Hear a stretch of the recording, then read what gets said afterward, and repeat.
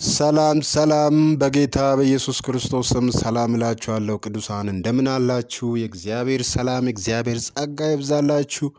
እኔ ወንድማችሁ ደህና ነኝ። ዛሬ ከእናንተ ጋር እግዚአብሔር ቢፈቅድ ተከታታይ ትምህርት አንድ ላይ እንመለከታለን። የኤፌሶን ቤተ ክርስቲያናት ወይንም የኤፌሶን አብያተ ክርስቲያናት ባህሪ ካራክተርስ ምንድን ናቸው? ለምሳሌ ያህል የኃጢአት ልምምዶች እግዚአብሔር በኤፌሶን አብያተ ክርስቲያናት ላይ የሚወዳቸውና የማይወዳቸው ነገሮች ምንድን ናቸው የሚሉ ነገሮችን የምንመለከት ይሆናል። ሁላችሁም ቅዱሳን የሆናችሁ በዓለም ዙሪያ የምትገኙ ይህንን የዩቲዩብ ቻናል ሰብስክራይብ በማድረግ የወንጌል አጋር እንድትሆኑ አዳዲስ መልእክቶች እናንተ ጋር ሲደርሱ ቶሎ የእግዚአብሔርን ጸጋ እንድትካፈሉ ለሌሎቹም ሼር እንድታደርጉ በጌታ ፍቅር እጠይቃለሁ። የኤፌሶን ቤተ ክርስቲያን ወይንም የኤፌሶን አብያተ ክርስቲያናት ባህሪ ምንድን ነው? በውስጡ ይታይ የነበረው ነገር እግዚአብሔር ኢየሱስ ክርስቶስ በዮሐንስ አማካኝነት የገጸጻቸው የነቀፋቸው የተቻቸው ነገሮች ምንድናቸው የሚሉ ነገሮችን አንድ በአንድ የምንመለከት ይሆናል ማለት ነው። ክብር ለጌታችን ለመድኃኒታችን ለኢየሱስ ክርስቶስ ይሁን። ኢየሱስ ክርስቶስ ለዘላለም ጌታ ነው። ይሄ አንዱን ቤተ ክርስቲያን በአንድ ክፍለ ጊዜ እናያለን። ሳሰላችሁ የእግዚአብሔርን ጸጋ ይህንን ትምህርት እንድትከታተሉ ቅዱሳን በጌታ ፍቅር አሳስባችኋለሁ። አሁን ቀጥታ ወደ እግዚአብሔር ቃል እንሄዳለን ማለት ነው። የእግዚአብሔርን ቃል ከዮሐንስ ራእይ ምዕራፍ 2 ከቁጥር 1 ጀምረን ነው የምናየው። ለመጀመሪያ ጊዜ ዛሬ ስለ ኤፌሶን ቤተ ክርስቲያን ነው የምናየው። በኤፌሶን ላለው ለሰባቱ አብያተ ክርስቲያናት ብሎ 7 መናፍስት ብሎ በዮሐንስ በኩል ጌታ ኢየሱስ ክርስቶስ እንደተናገረ ሁላችንም የምናውቀው ጉዳይ ነውና አሁን ቀጥታ ስለ ኤፌሶን ቤተክርስቲያን እናያለን። ቀጥለን ደግሞ በሌላ ክፍለ ጊዜ ደግሞ ከሰባቱ አብያተ ክርስቲያናት መካከል አንድ በአንድ የምንመለከት ይሆናል። አሁን ለዛሬ ወደ ዮሐንስ ራእይ ምዕራፍ 2 ከቁጥር 1 ላይ የእግዚአብሔር ቃል እንደዚህ ይላል። የቀድሞን ፍቅር ትተሃልና የቀድሞን ፍቅር ትተሃልና የሚል ቃል እናገኛለን። ዛሬ ለመጀመሪያ ጊዜ የምናየው ምንድነው? ስለ ኤፌሶን ቤተ ክርስቲያን። የኤፌሶን ቤተ ክርስቲያን ምን ነበር የሆነችው? በኤፌሶን ቤተ ክርስቲያን ላይ እግዚአብሔር የነቀፈው ነገር ምንድን ነው? በኤፌሶን ቤተ ክርስቲያን ላይ እግዚአብሔር አስወግድ ብሎ ያለው ነገር ምንድን ነው? ይሄንን እምናይ ይሆናል ማለት ነው። ወገኖቼ በትዕግስት ይህንን እንድትከታተሉ በጌታ ፍቅር አሳስባችኋለሁ። ዛሬ እያንዳንዱ ሰው፣ እያንዳንዱ አማኝ፣ እያንዳንዱ ክርስቲያን፣ እያንዳንዱ በጌታ በኢየሱስ ክርስቶስ አምኖ የዳነ ሰው ራሱን እንደ አንድ ቤተ ክርስቲያን እንዲያይ በጌታ ፍቅር አሳስባለሁ። ምናልባት በአንዱ ቤተ ክርስቲያን ላይ የሚታየው ባህሪ በሌላው ላይ ሊታይ ይችላል። በአንደኛው ላይ ጌታ ኢየሱስ ክርስቶስ በርታ ታንኪዩ ያለው ነገር በሌላው ላይ የለም ይሆናል። ስለዚህ ራሳችንን ከዚህ ትምህርት ጋር እያስተያየን በእግዚአብሔር ፊት በሚማር ልብ በሚማር መንፈስ እንድንሆን በጌታ ፍቅር አሳስባለሁ። ቅድም እንዳየነው በኤፌሶን ቤተ ክርስቲያን ላይ የነበረው ነገር ምንድነው? እግዚአብሔር ጌታ ኢየሱስ ክርስቶስ የተናገረው በኤፌሶን ላለው ቤተ ክርስቲያን መልአክ እንዲህ ብለህ ጻፍ። መደበኛውን ትርጉም ነው እኔ ማነበው። በኤፌሶን ላለው ቤተ ክርስቲያን መልአክ እንዲህ ብለህ ጻፍ። 7ቱን ከዋክብት በቀኝ እጁ የያዘው በሰባቱም የወርቅ መቅረዞች መካከል የሚመላለሰው እንዲህ ይላል፣ ስራን፣ ጥረትንና ትዕግስትን አውቃለሁ። ክፎችንም ችላ ብለህ እንዳላለፍካቸው ሐዋርያት ሳይሆኑ ሐዋርያት ነን የሚሉትንም መርምረህ ሐሰተኞች ሆኖ እንዳገኛቸው አውቃለሁ። ደግሞም በትዕግስት መጽናትን፣ ስለ ስሜ መከራ መቀበልህን አውቃለሁ። በዚህ ሁሉ አልታከትህም። ይሁን እንጂ ይላል። ተመልከቱ። ይሁን እንጂ የምነቅፍብህ ነገር አለኝ። ይሁን እንጂ የምነቅፍብህ ነገር አለኝ። ይኸውም የቀድሞውን ፍቅርህን ትተሃል። እንግዲህ ከየት እንደወደቅ አስብ። ንስሐም ገብተህ ቀድሞ ታደርገው የነበረውን ነገር አድርግ። ንስሐ ካልገባህ መጥቼ መቅረዙን ከቦታው እወስድብሃለሁ። ነገር ግን ይህ በጎ ነገር አለ። እኔ የሚጠላውን የኒቆላውያንን ሥራ አንተም ጠልተሃል። መንፈስ ለአብያተ ክርስቲያናት የሚናገረውን ጆሮ ያለው ይስማ። ድል ለሚነሳው በእግዚአብሔር ገነት ካለው ከሕይወት ዛፍ እንዲበላ አደርገዋለሁ ይላል። ክብር ሁሉ ለእግዚአብሔር ይሁን። ቅዱሳን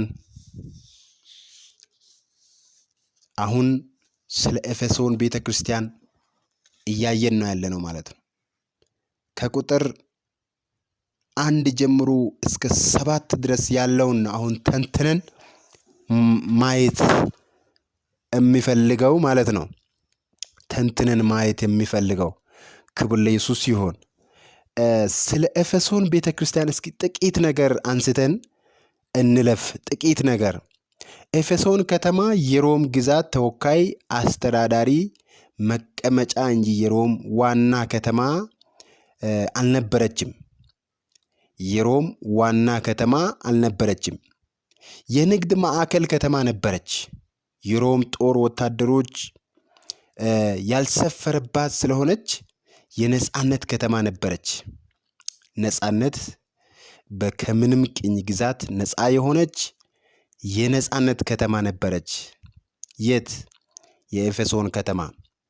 በዓመት 2 ጊዜ የኢሲያ ስፖርት ውድድር የሚካሄድባት ቤተ መቅደሶች መቀመጫ ከተማ ነበረች። ብዙ ቤተ መቅደሶች ለምሳሌ ያህል ከ127 አምዶች ከ60 ሜትር ቁመት ያላቸውና ከ86 አምዶች በወርቅ ተለብጦ ያለባት አርጤምሲስ ወይንም ዲያና ተወርዋሪ ኮከብ ያለው ባለ ትልቅ ጡት የሴት አምሳያ ቤተ መቅደስ የነበረባት ከተማ እንደሆነች ይነገራል። የትኛው ከተማ? የኤፌሶን ከተማ ማለት ነው። ከቅኝ ግዛት ውጭ የሆነች በብዙ ያጌጠች ድንቅና ውብ የሆነች ከተማ ነች የኤፌሶን ከተማ። ሌላው ደግሞ በርካታ የአምልኮ ግልሙትና የነበረባት ቤተ ክርስቲያን ነበረች። ለምሳሌ ያህል ሐዋርያት ሥራ ምዕራፍ 19 ላይ እንደምንመለከተው እጅግ የሞራል ውድቀት ያለባት፣ ማህበረሰቡ በጣም ኢሞራል የሆነ ወይንም ጋጥ ወጥ የሆነ ወይንም ግብረ ገብነት በብዛት የሚታይባት ከተማ ነች። ኤፌሶን ማለት ነው። ኤፌሶን ማለት ነው። ሌላው የኤፌሶን ከተማ ነባር የግሪክና የኢሲያ ቅይጥ ህዝቦች የነበረባት ከተማ ነች። ቅይጥ የግሪክና የኢሲያ ህዝብ ተቀላቅሎ በመሃሏ ለረጅም ጊዜ የኖሩባት ከተማ ነች። የኤፌሶን ቤተክርስቲያን አምልኮ ከምስራቅ ባህል ስርዓት ጋራ የሚመሳሰልበት አካሄድ አለ ማለት ነው። ከምስራቅ የአምልኮ ልምምድ ጋር ተመሳሳይነት ያለው ባህሪ ይታያል በኤፌሶን ቤተክርስቲያን። ሌላው ደግሞ የኤፌሶን ቤተክርስቲያን ከእግዚአብሔር የተሰጣትን ማስጠንቀቂያ መልእክት መቀበልና በመተግበር አልተጠበቀችም። ምንም የተጠቀመችው ነገር የለም። የተሰጣትን ማስጠንቀቂያ ዋርኒንግ ከጉዳይ ከቁም ነገር አላዋለችም። የኤፌሶን 7ቱ አብያተ ክርስቲያናት በሰባቱም ከተማ ሆነ በትንሿ እስያ ዋና ከተማም ተወካይ ክርስቲያን አባል አመራር አልነበረችም። ብቸኛ የነበረች ከተማ ነች። ብቸኛ። ሌላው አገርን መምራት ፖለቲካዊ ተስጦ ያላቸው ሰዎች በፓርቲ ደረጃ አልተደራጁም። ምንም የተደራጁበት ምንም ነገር የለም። የኤፌሶን 7ቱ አብያተ ክርስቲያናት በድካም ምክንያት መንፈሳዊ አቅም ከማጣት ባለፈ የአመራር ሙድ የአመራር ብቃት ያላቸው ሰዎች ከመሃሏ በፖለቲካም በሃይማኖትም አልወጡም። ሀገር በቀል የፖለቲካ መሪዎች፣ ሀገር በቀል የሃይማኖት መሪዎች አልነበሩባትም የኤፌሶን ከተማ። ሌላው ደግሞ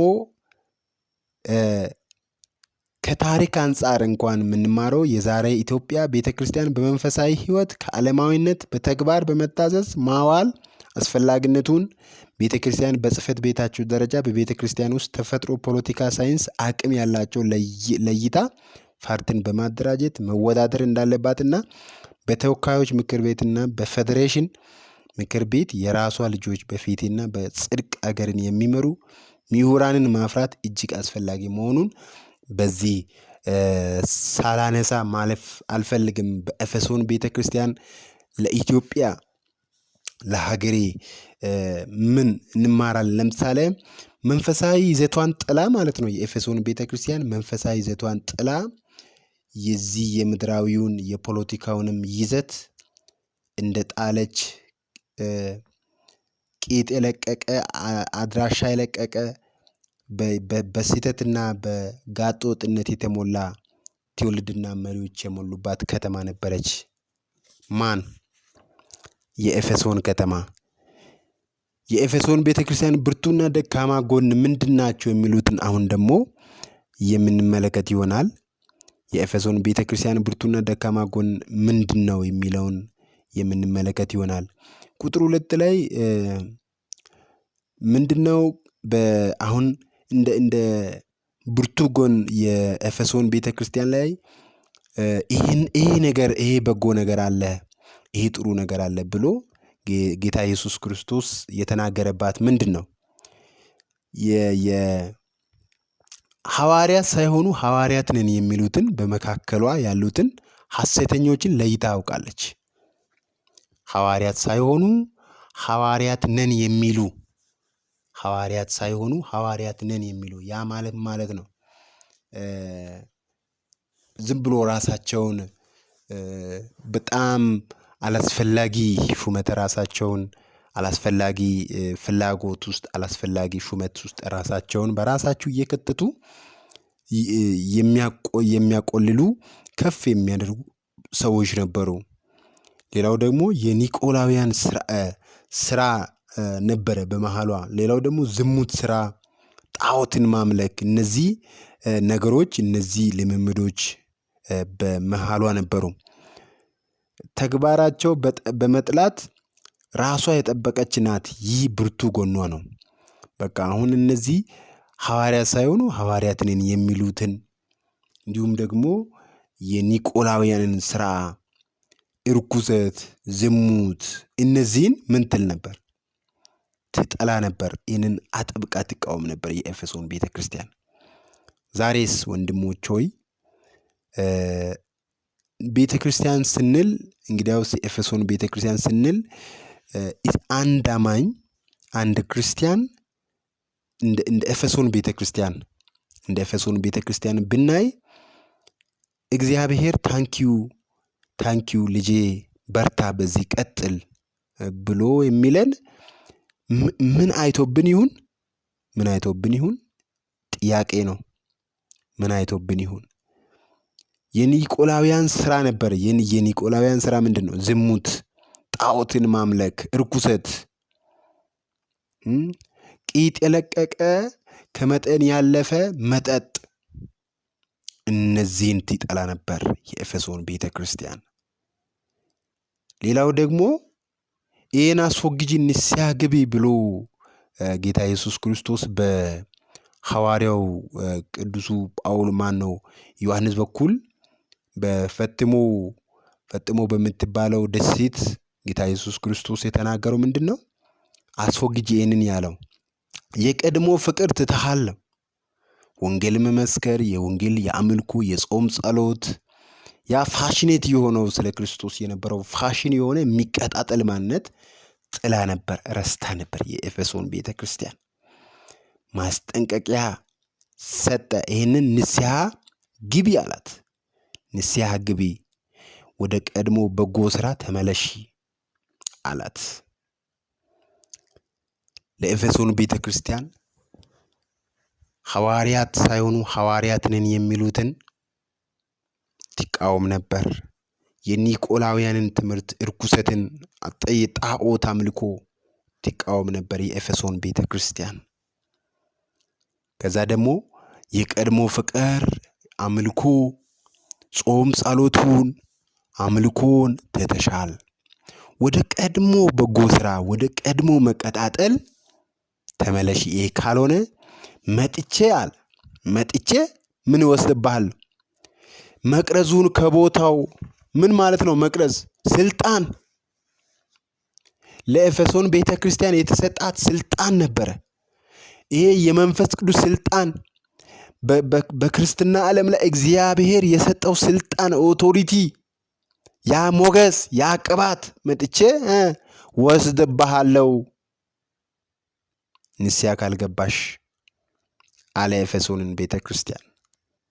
በዓለማችን ክፍል የምትገኙ ቅዱሳን ይህንን እየሰማችሁ እያዳመጣችሁ ያላችሁ ቅዱሳን፣ የኤፌሶን ቤተክርስቲያን እኔ ነኝ፣ አንተ ነህ፣ አንቺ ነሽ፣ እኛ ነን የኤፌሶን ቤተክርስቲያን።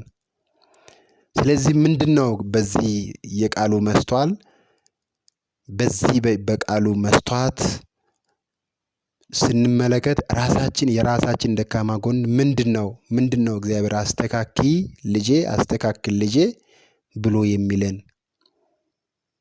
ለእግዚአብሔር ጩኸት ምላሽ መስጠት እንድንችል የሰማይ አምላክ እግዚአብሔር ይርዳን። ለእግዚአብሔር እሺ እንድንል፣ ለእግዚአብሔር መታዘዝ እንድንችል እግዚአብሔር የሰማይ አምላክ ይርዳን። ዘመናችሁ የተባረከውን ወንድሞች፣ ይሄ ይቀጥላል። ቀጥሎ ደግሞ በክፍል 2 ላይ ስለ ሰመርኔስ ቤተክርስቲያን ባህሪ፣ ሰመርኔስ ቤተክርስቲያን መልክ የምንመለከት ይሆናል። ስለዛሬ ስለተከታተላችሁኝ ይህንን ትምህርት በጽሞና ስለሰማችሁ ከልብ አመሰግናለሁ። ዘመናችሁ የተባረከ ይሁን። በሌላ ትምህርት በቀጣይ ክፍለ ጊዜ እንገናኛለን። ተባረኩ። ሻሎም